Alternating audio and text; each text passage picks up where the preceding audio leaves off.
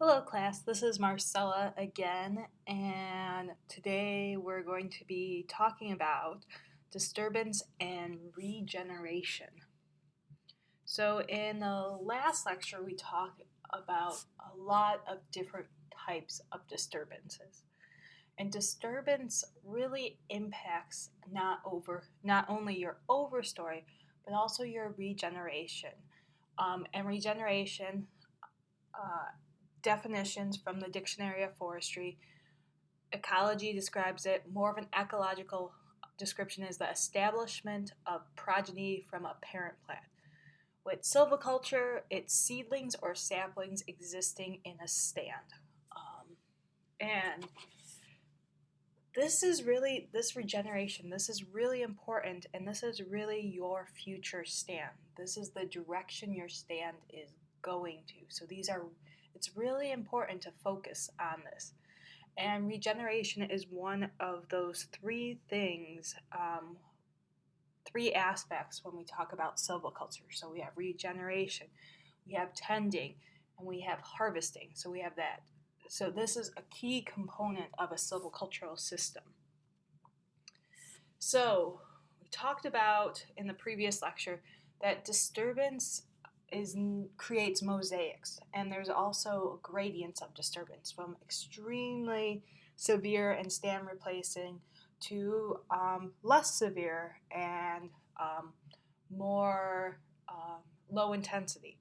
So remember last lecture I told you disturbance is probably one of those definitions that you want to remember.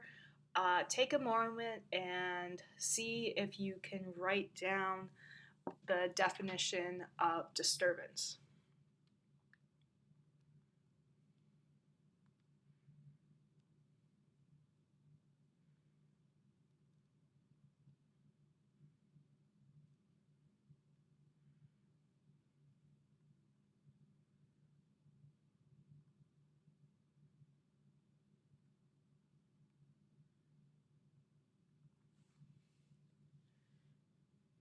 So hopefully, if you have not finished writing, hopefully what you are getting at is this relatively discrete event. So remember, a discrete event in time that impacts and changes resources, either the ecosystem, the community, the population, and changes not only the resources but the structure.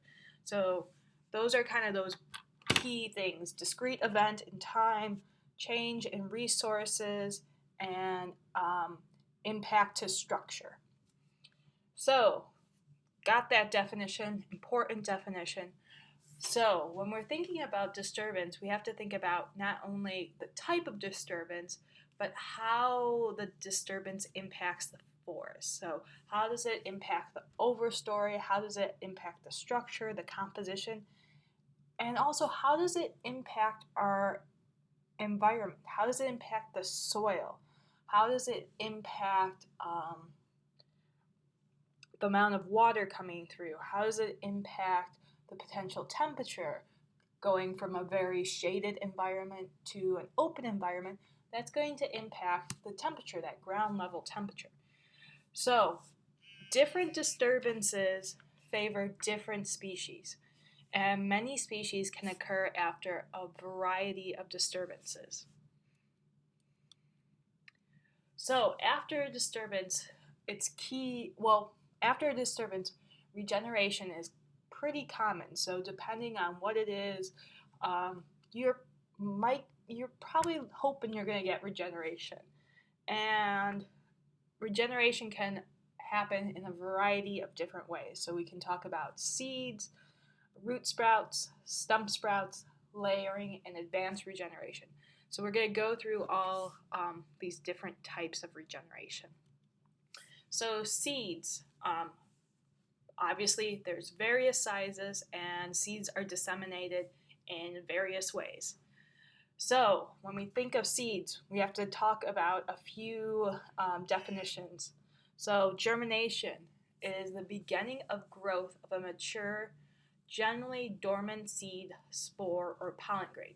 So what is a dormant seed? Well, dormancy, some seeds need certain environmental stimuli, light, low temperatures, chemical, fire, etc., to break dormancy and begin germination. Why might species have a dormancy requirement? So this might be a good thing to think about for the exam. So what is dormancy and why might seeds have it? So take a moment. Why might a seed have a dormancy requirement?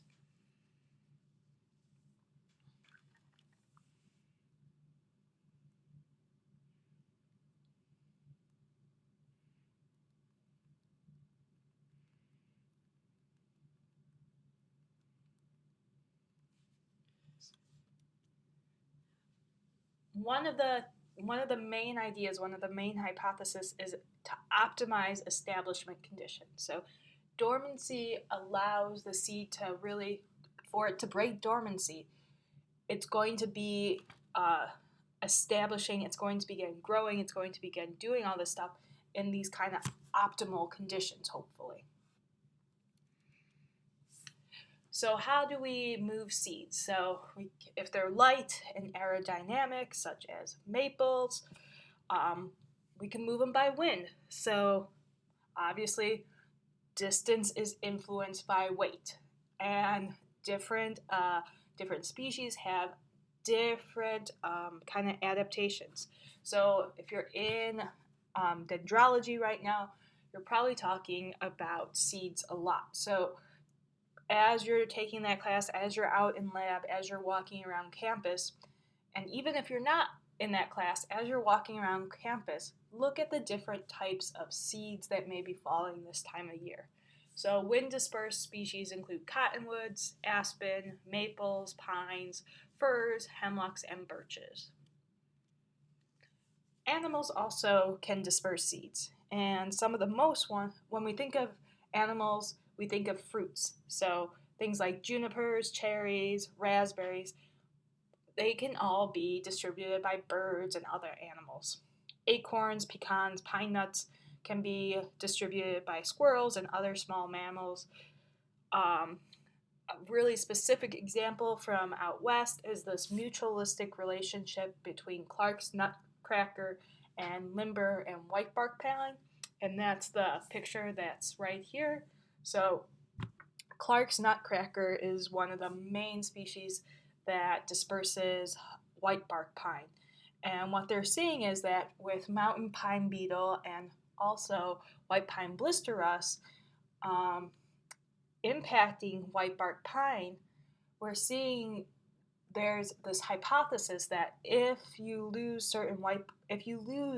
a certain amount of whitebark pine, you might lose the Clark's nutcracker, and then you lose this dispersal agent for this species. So even if you have a few whitebark pine that survive, if it's not enough to support a Clark's nutcracker population, you may lose that kind of mechanism of dispersal that's really important for the species. It's an important food source for the Clark's nutcracker, and it's an important way for whitebark pine to move seeds. So another mechanism of dispersal is water. So water can wash seeds downstream. This is common for species that we see near water. So cottonwoods, alders, willows.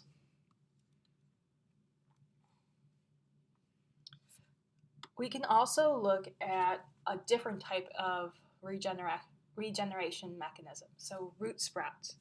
So new stems grow from buds along roots of certain species, and one of those species is aspen. So what advantage do root sprouts have?